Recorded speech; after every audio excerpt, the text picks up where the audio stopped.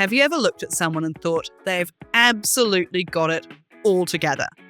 That's what I thought about today's guest until she told me she once lost her dad's life insurance money on a failed business idea, and the experience was so scarring.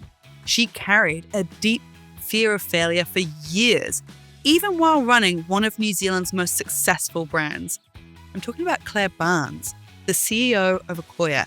Outwardly a powerhouse, privately, she struggled for years before getting coaching to overcome the fear that was holding her back from the true heights of success.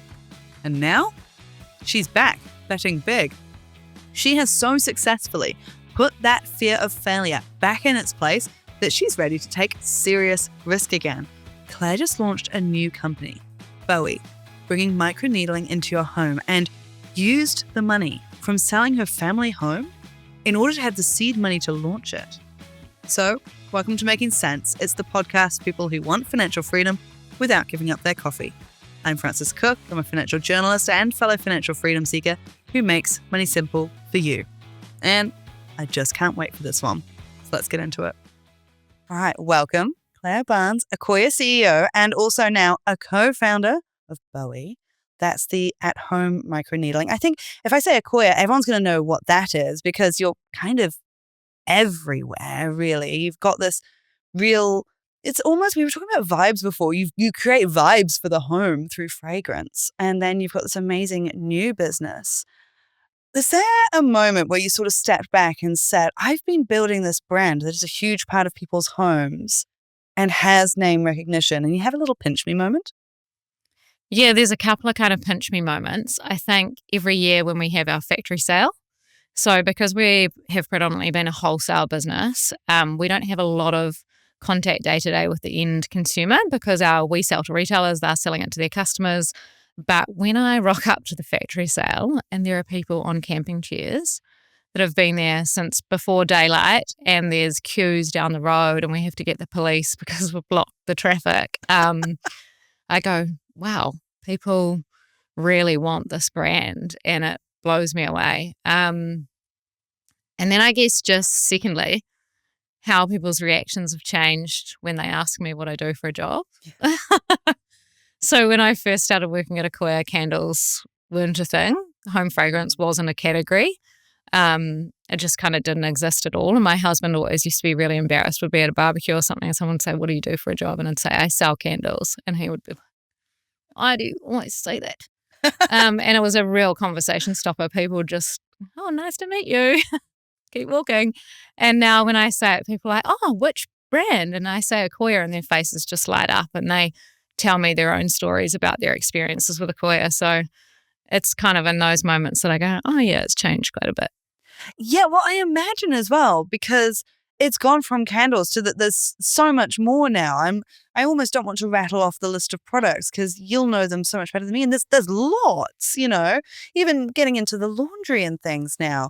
How's it gone from that startup, I imagine, mentality to now being CEO of a big, legitimate name brand business? Does it change how you operate on it?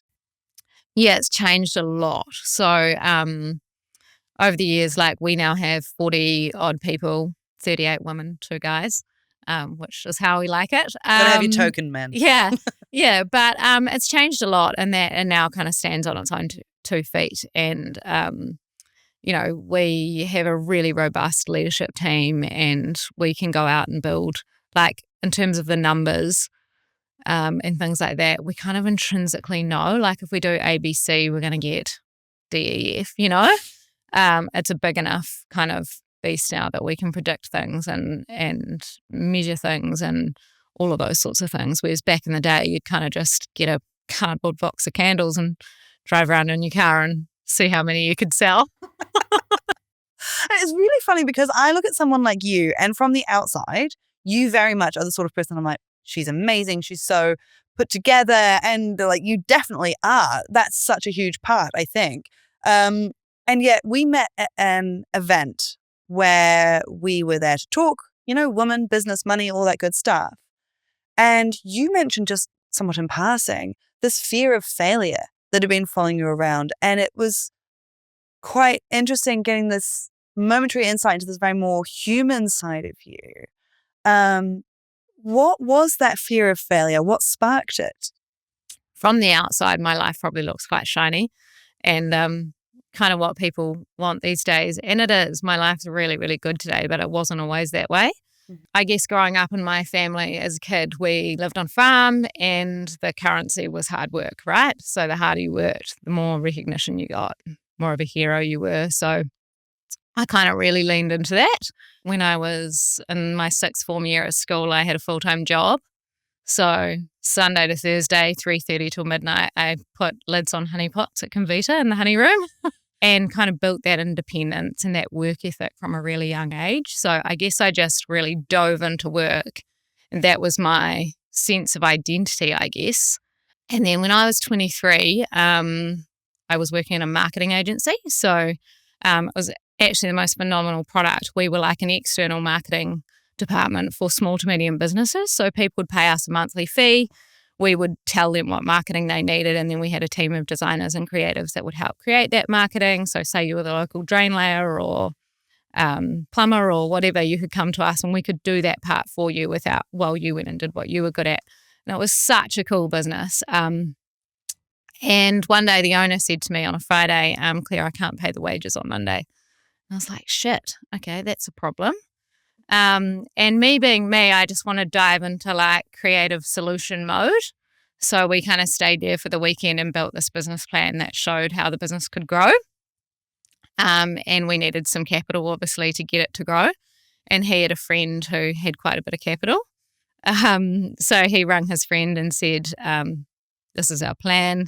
Can we come and see you? We went and presented the plan to his friend, and his friend said, yeah, okay, cool. You need some money. I'll put 20% of what you need in, but Claire, I think you should have some skin in the game and put $100,000 in. So I kind of shook hands on a deal with two 50-year-old men.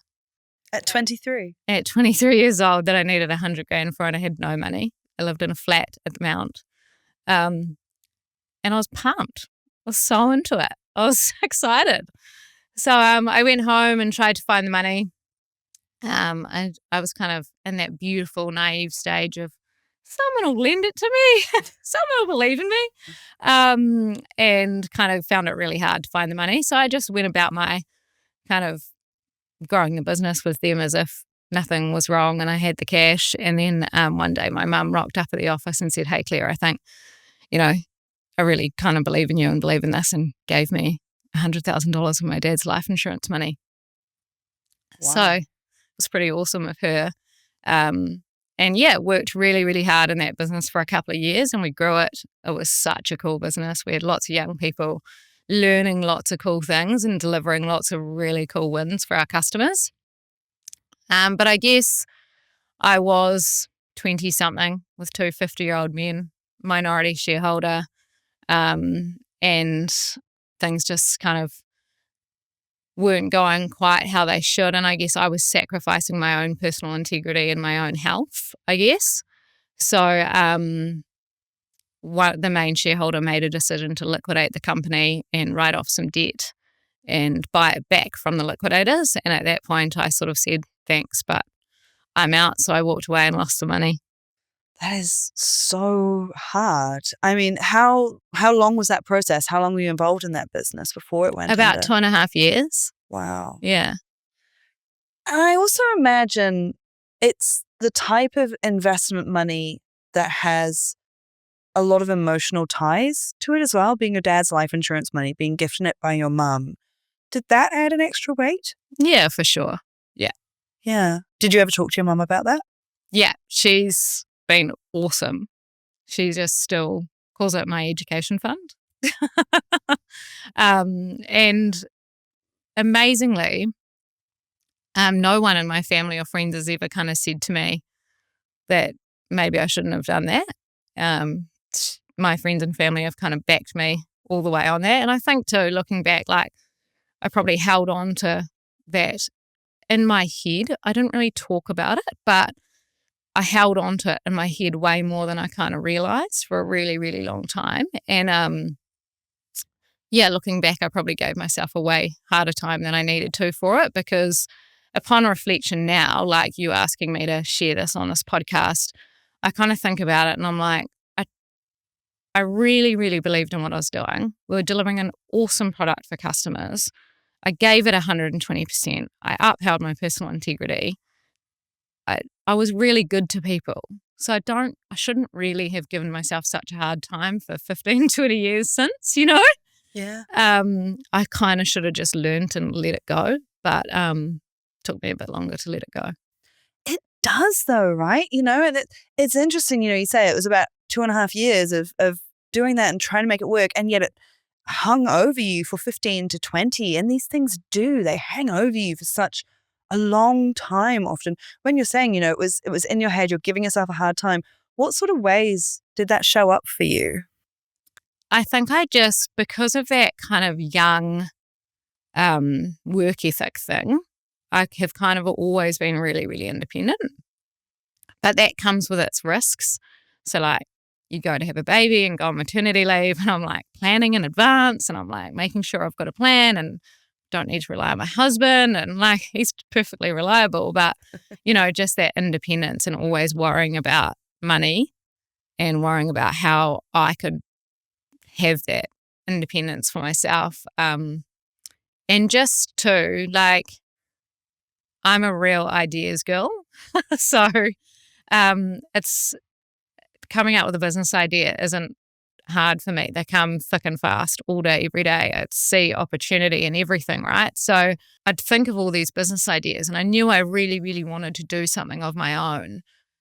But I am really quick to jump into a spreadsheet and model things, even though I've now learned that with a startup, you can model it all you like and it's never going to do what you thought it was going to do on a piece of paper. And so, I'd come up with these ideas, I'd model them on a spreadsheet, I'd build out a business plan, and then I'd just stop. I think the fear would just overtake. It's kind of crippling. I'd be like, what if I run out of money? You know, what if I can't find money to keep going? What if there's a problem? You know, what if what if something goes wrong with the product and someone comes at me for it? And I'd kind of put all these barriers in the way just because I was so afraid of probably going back there to that feeling that I felt that time. And I had to kind of figure out a way to let go of it. Did you ever as well, you know, as you're going through and you are building Ecoya into something so much bigger and you're in charge of leading other people and setting priorities for the business, was it still sneaking up in the back of your mind then? Or was it something that you were able to put more to the back of your mind? Like, where were you at in that journey? I think I felt quite safe at Ecoya because of the scaffolding maybe around me. Like when I first went to work at Ecoya, I knew Grant Baker and he gave me a call and said, "Hey Claire, we've bought this candle business. We want you to come and work in it." And I was like, oh God. If you want me to drive around in my car and sell candles to gift shops, I'm not coming. And that's exactly what I did. And I'm still doing. I've learned so much over the years that I'm really confident in that business now. I didn't start as the CEO. I started selling candles on the road. And it's taken me, I've been there 16 years. So I didn't start where I am now. I just kind of kept learning and kept adding more. And that's how I've kind of got to where I am. So it's felt like a safe progression, I guess. And of course, now you are taking the leap to go all in, co-founding Bowie. Yeah. Which is, I mean, I love that you say you feel safe at Ecoya. I'm sure there were many moments that weren't necessarily business is hard, but to be starting your own thing while still being also CEO of Ecoya, which that's a lot. Do you feel like you've taken on that fear of failure now, or you've just got it in a little box that you can ignore it? How did you get to the point where you can take this level of risk? I think I've realized that the fear is always going to be there. No matter what you want to do in life, the fear is never going to go away.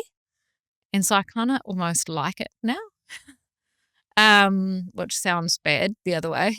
I kind of realize that the fear is telling me I'm on the right path, because if you don't jump out outside your comfort zone, you're not going to learn.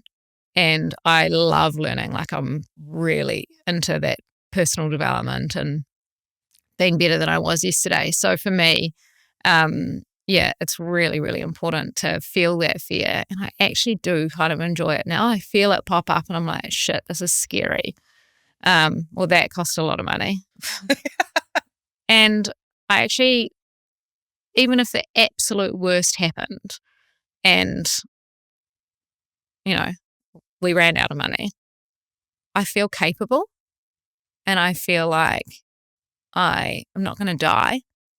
And I think I've separated that sense of identity with what I do for a job and that sense of my self-worth with how good I am at work. So I think before, maybe I felt like I had to be really, really good at work.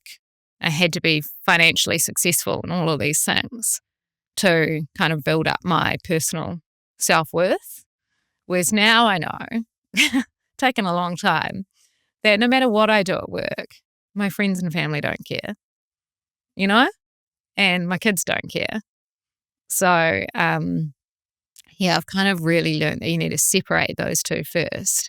And actually the gap in getting from where I want to be, from where I am now to where I want to be, the gap is actually my own, it's an inside job first. You kind of have to feel that fear and jump in. It's interesting what you're saying because and I love your thoughts on this. Don't let me put words in your mouth. But there's something I've noticed a lot that I don't have confidence ahead of time. I get the confidence from the doing. And if I'm scared of doing something, I need to take whatever first little step is there. Just what is a little step I can do today? Do it right now. Do that. Prove to yourself you can do it. Take the next one. And the confidence comes from doing it. It's not you'll have the confidence first and then you can do it. It's you'll do it and then you build the confidence. Is that sort of the journey for you as well, or is it different? Yeah, 100%. I think I kind of had this blinding flash of the obvious a few years ago where I was like, you've got to make a decision. You've got to make decisions. So like, make a decision. If it's the wrong one, make another one. And just keep moving forward. That forward momentum is critical. And even there'll be wrong ones all the time. There'll be wrong ones, if not every day, but just make another one. So it's like that forward momentum is critical. If you stop, it's kind of the worst thing. Oh, I so agree with you. Yeah, whatever forward momentum you can build. And you're right, like no decision is perfect. And actually what even might be the right decision today might then be the wrong thing for tomorrow. You've just got to keep making the decisions and keep pushing forward, right? And as you said, like you don't need to eat an elephant in one bite. It's tiny bites, like we didn't start Bowie overnight, We kind of talked about it for ages and then we rang our friend and talked to her about it. And then we, investigated what it would cost. And we didn't just make a decision and launch a business. Yeah. Yeah. How much of this perspective has come through several years of working through this in your own head and with people you love? And how much of this, because you did go and talk to someone about this, right? And say, I've got this fear of failure and I've got to deal with it. You went and talked to someone about it, right? Yes. Yeah. So first of all, sounds quite cultish and it kind of is, but my husband and I went to Tony Robbins, Unleash Your Power Within in Sydney. And it was quite cool because he was going and I was like, oh, I really want to go because I know that if you come back, you're going to be kind of in this space and I'm going to really want to be there but not know how to get there. So at the last minute I decided to go to, but we decided to do it separately. So we stayed in the same hotel room, but kind of every morning said goodbye and sat in a different place in the stadium where there's 9,000 people. We didn't know where each other was. And then we just call each other at the end of the day, which is like 11 o'clock at night by the time you finish Tony Robbins' day, and meet up and go back to our room. So I think I released most of it there. Like you kind of show up and there's these people jumping up and down and dancing outside. Look at all those crazy people.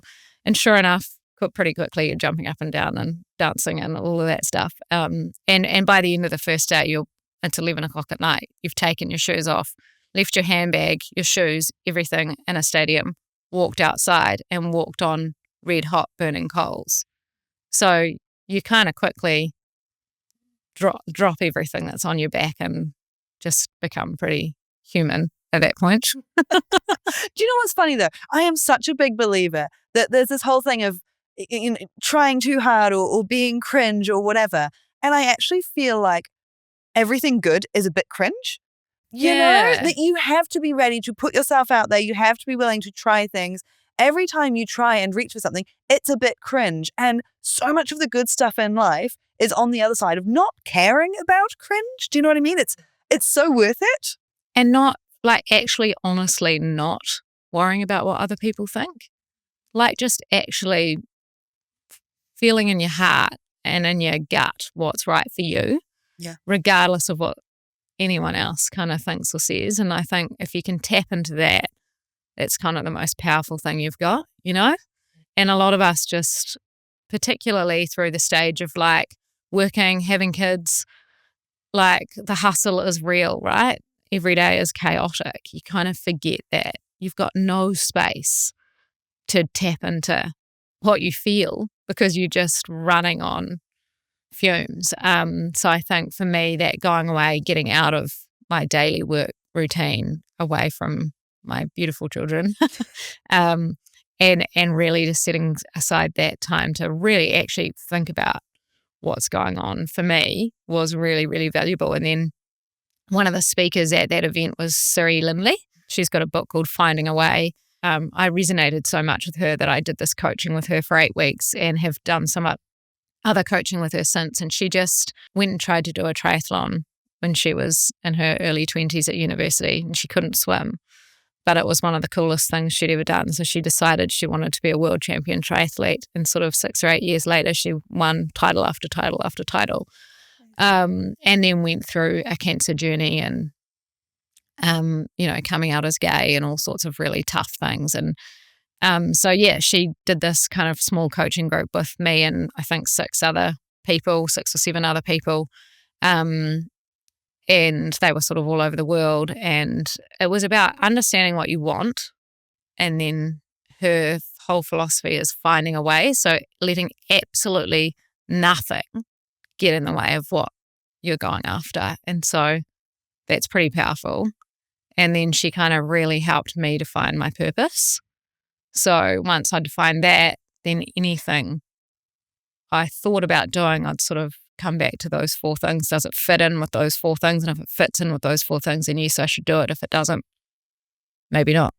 So how did you change things on that in terms of thinking about the story you're telling yourself and how that worked or didn't work for you? And then also finding your purpose and pushing towards that.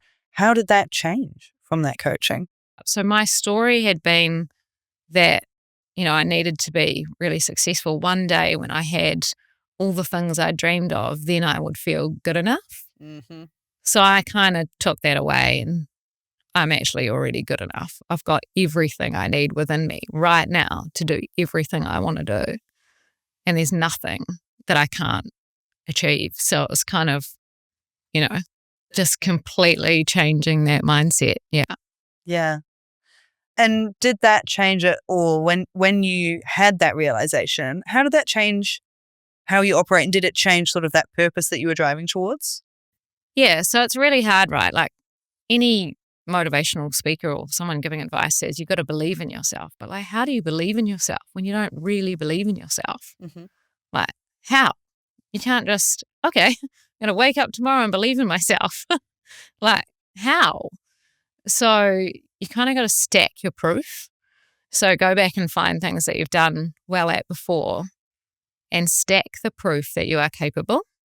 So find those things that you did well at. Find those things where you felt really good in your family and your work and sports events or whatever, and stack that proof that you actually can. And so every time that sort of that negativity creeps in, just go back and stack that proof. And also, like, Siri's really open and gutsy about what it takes to be a world champion triathlete and the actual physical pain she went through in that training. And so now I actually kind of enjoy the pain of like, it's like when things go wrong or like when things don't quite go as planned, it's like, this is what I asked for. Mm-hmm. Rather than going, oh, everything's going wrong. It's like, no, this is exactly what I asked for.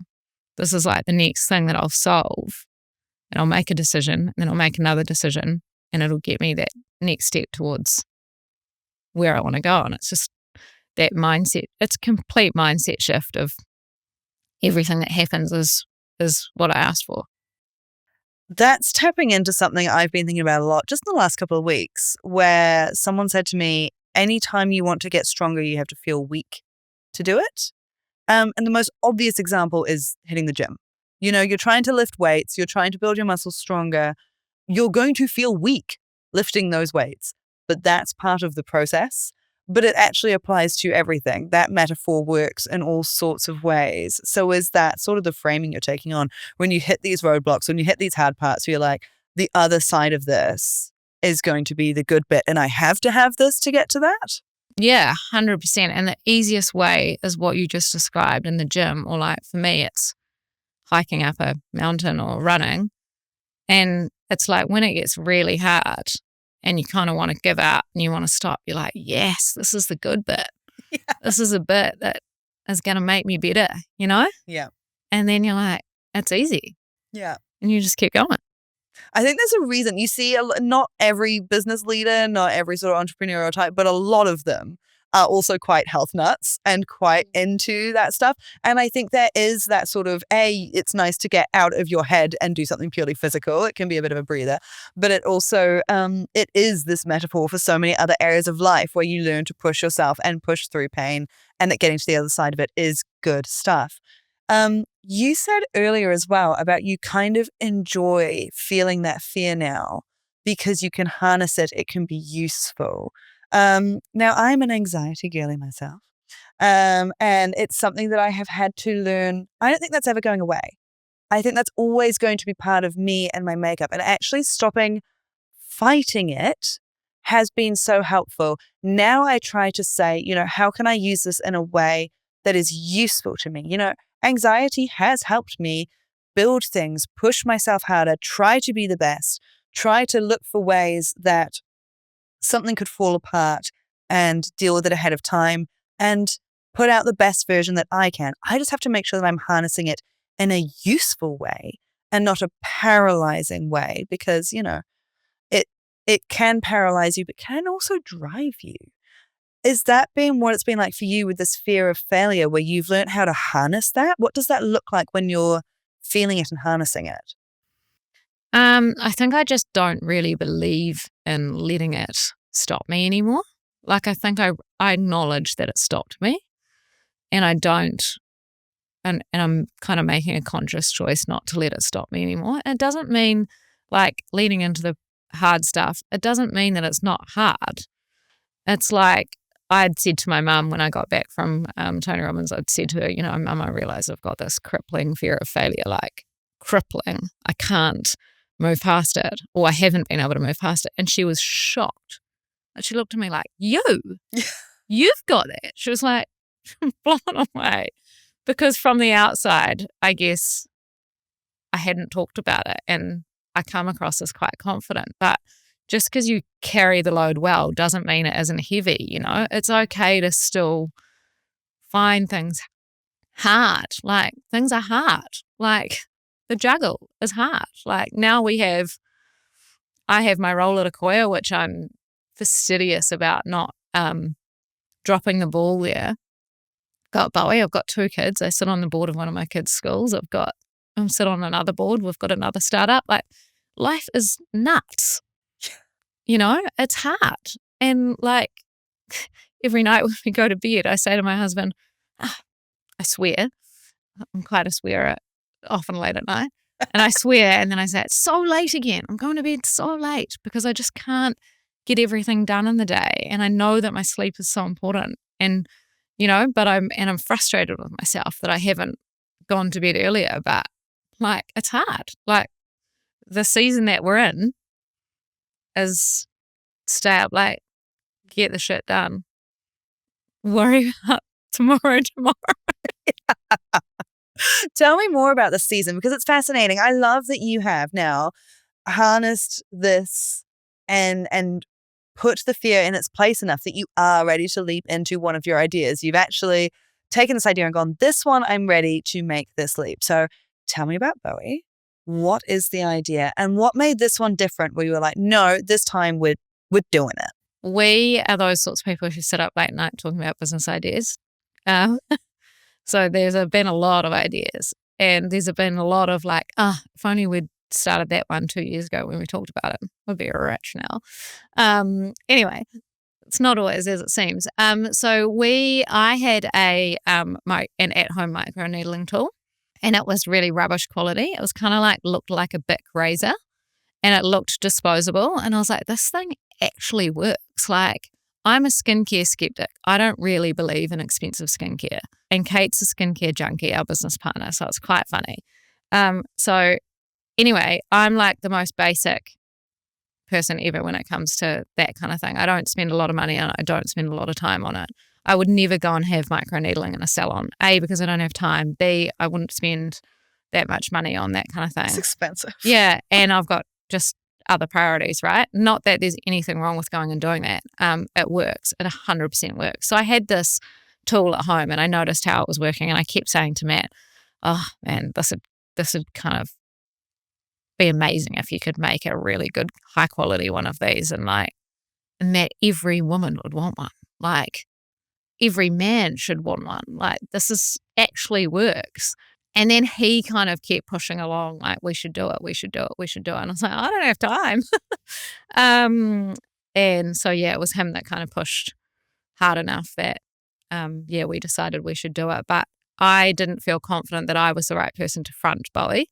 And we have a really good friend, Kate Smith, who is really good at social media and PR and just being the gal about town who knows all the things. And she is a skincare junkie.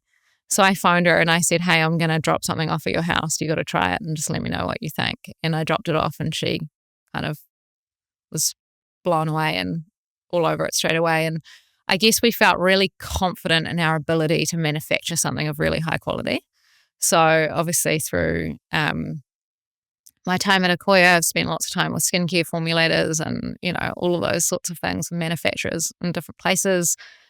We buy all our raw materials ourselves at Ecoya so that we can manage the quality. And so through that, I've got lots of contacts with suppliers and stuff like that. And so I was really confident we could manufacture something of really, really good quality. And then,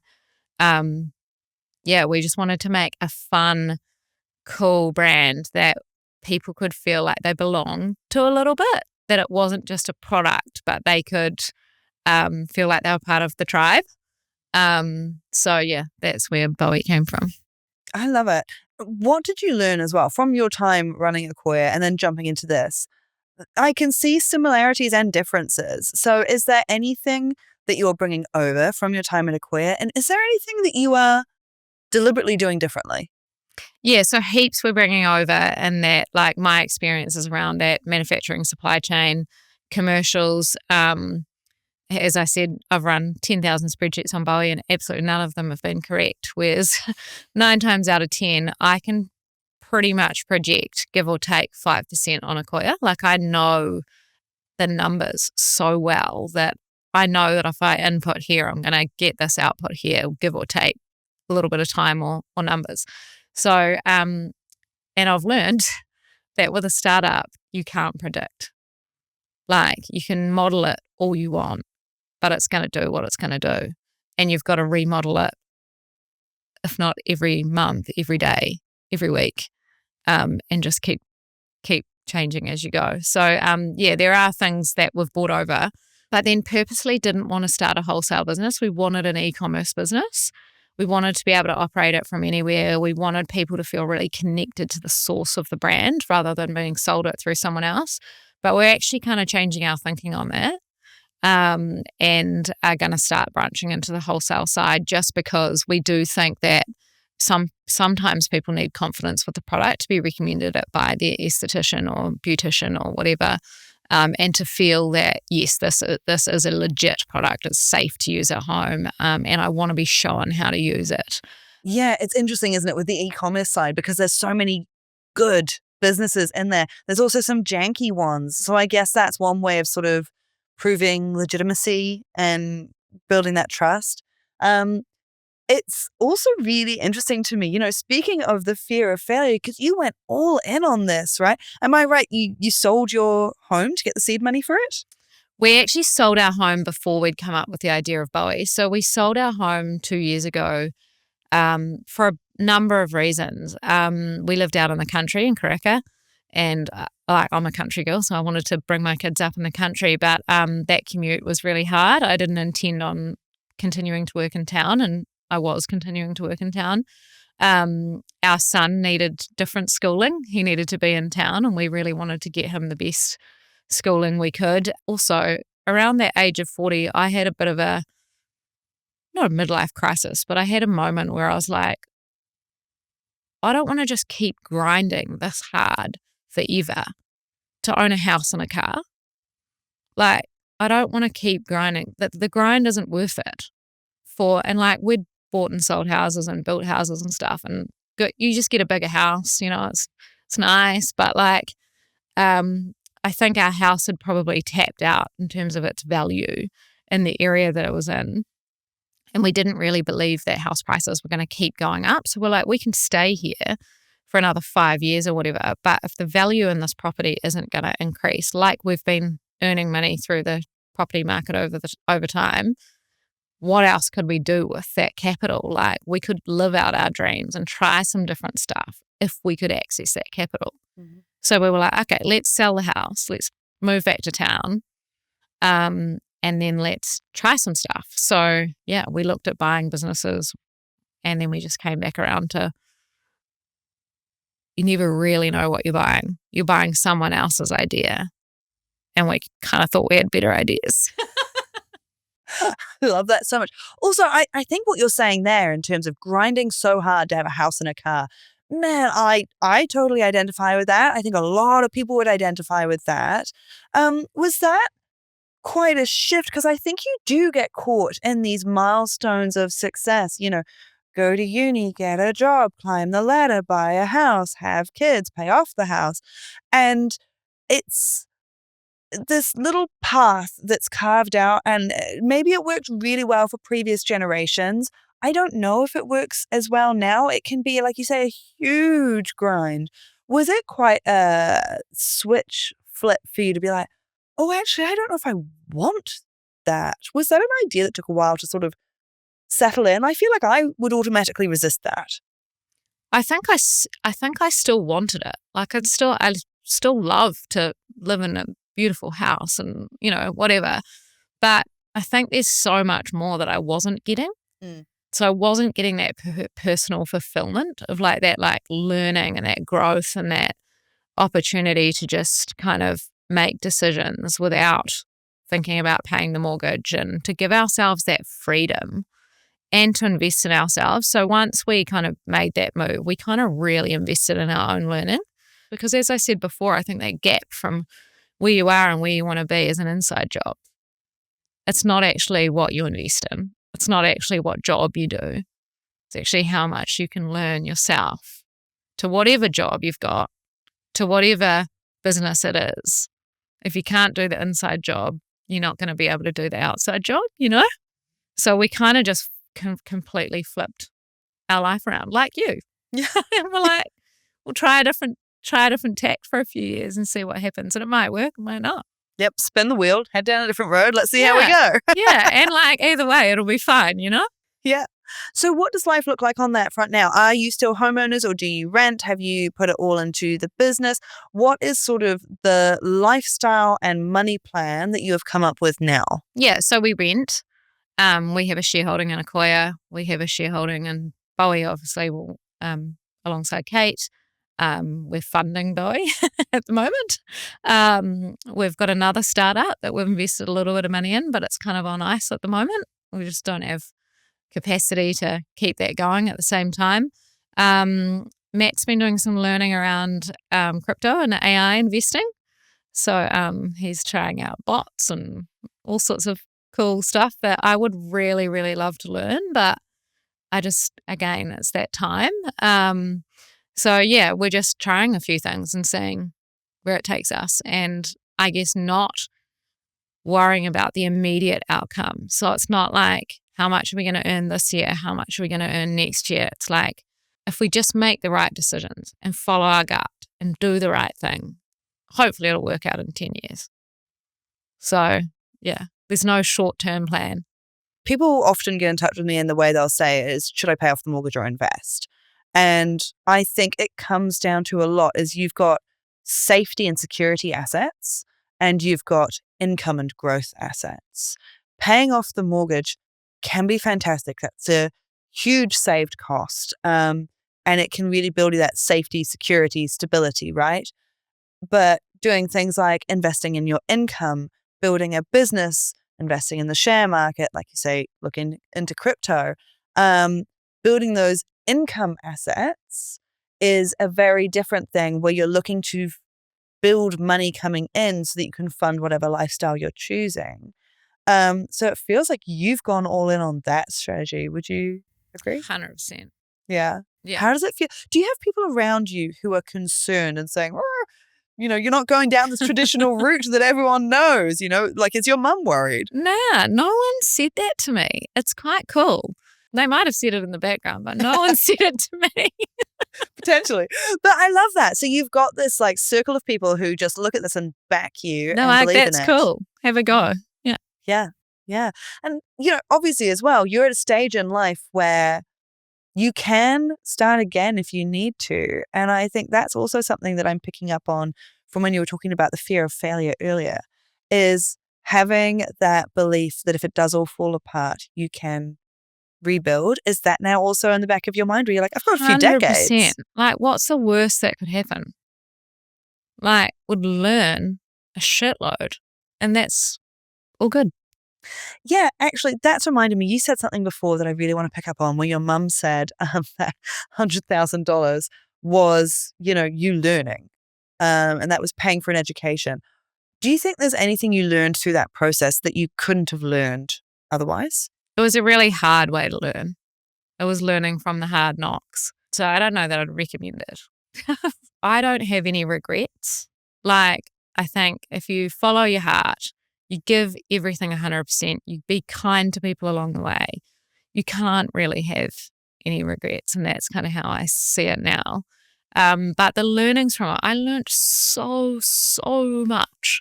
And I've learned so much from my time at Ecoya and the wonderful people that have owned that business and led that business. Like, it's just, yeah. And in the first business that I lost the money in, we had a business coach, Hamish Carney, and he taught me so much that I still use today.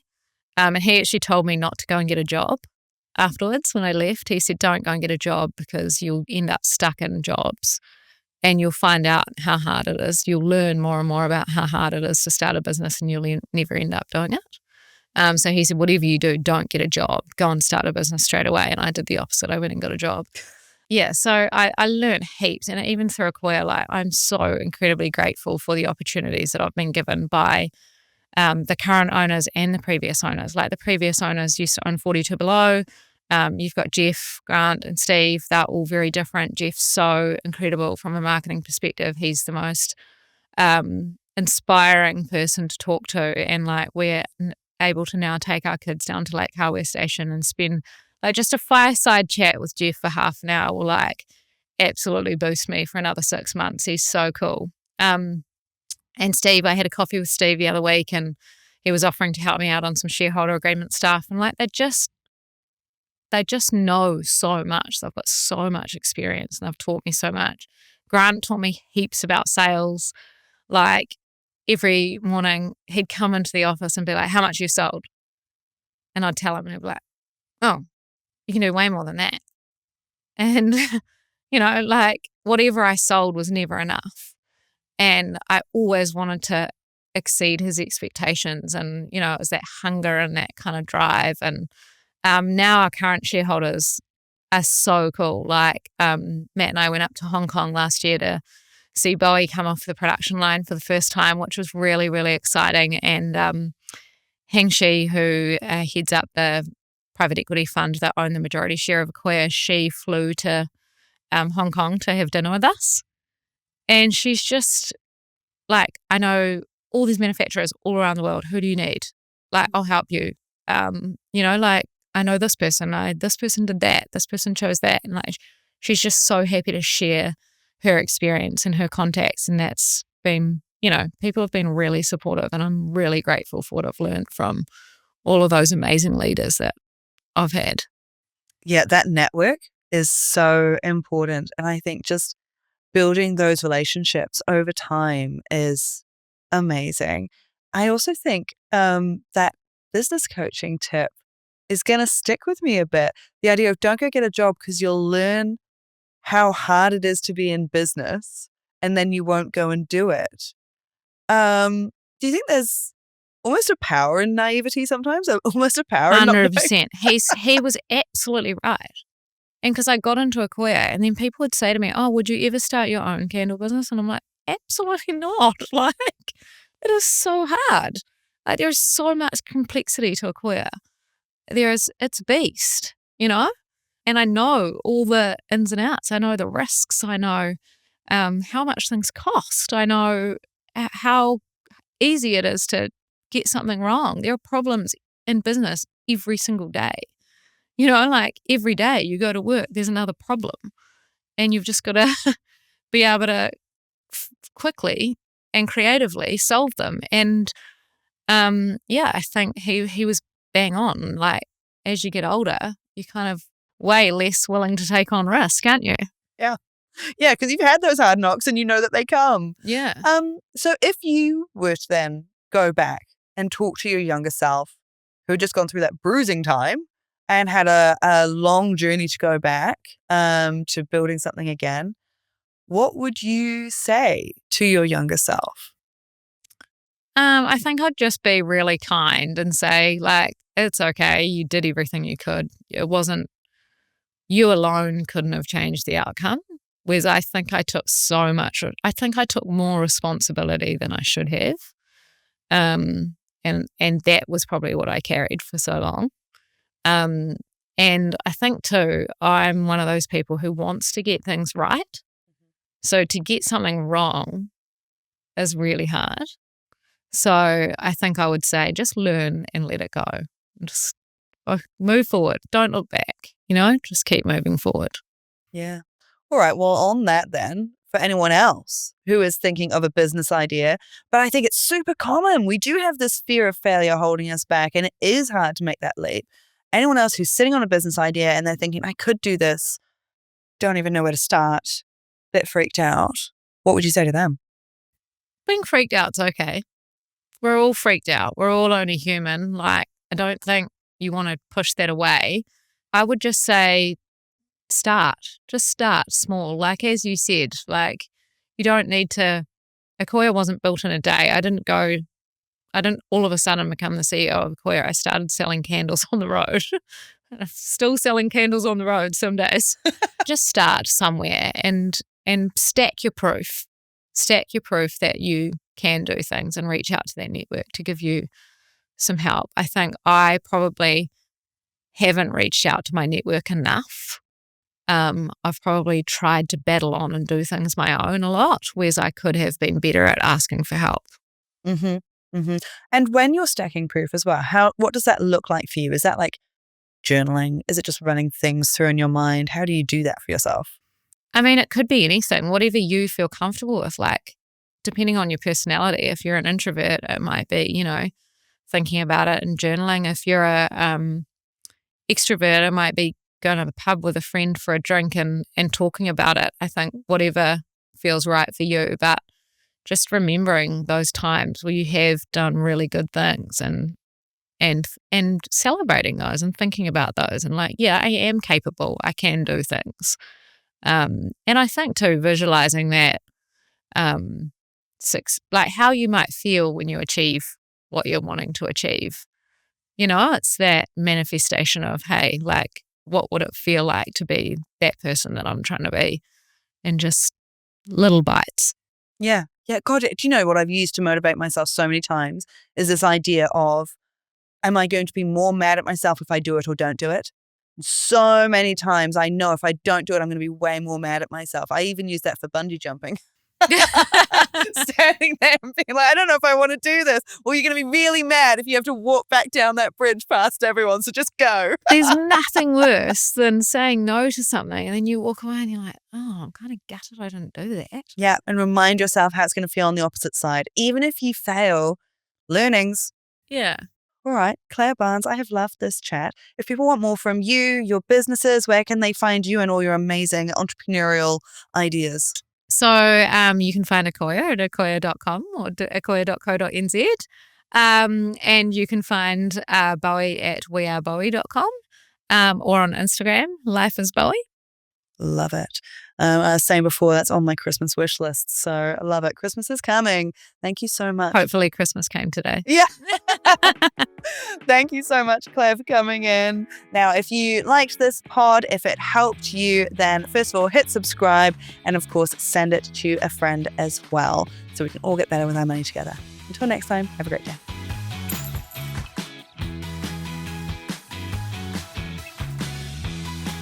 Just a note before you go. This podcast can only give you general information about how things work in most cases. It's not individual financial advice. We're all different, so some of this might not apply to your specific situation. Take what works for you, ignore the rest. If you're after individual financial advice, a financial advisor is always the best bet.